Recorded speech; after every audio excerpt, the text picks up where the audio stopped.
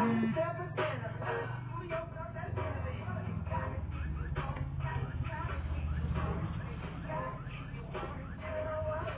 kasi, for me, at yan talaga yung iniisip ko. If you travel, kasi this is like, how many travels na ba I have international? Four times. Kailangan din natin isipin yung expenses natin and how much is your budget. Kasi pag mag-China kami, ganito yung may itinerary namin. Mag-Hong Kong, magma-Macau, and then China. Look, asan yung 1K ko?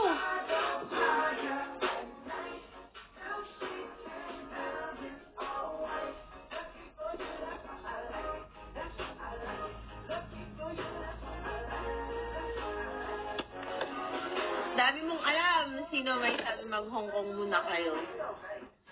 Sister ko, bakit?